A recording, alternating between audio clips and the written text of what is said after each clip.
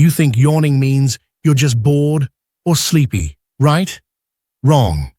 Your brain's got a cooler plan. When you yawn, you're not just stretching your mouth. You're pulling in a rush of cool air and boosting blood flow through your face and neck. That deep breath, it actually lowers your brain's temperature, like a natural fan built into your body.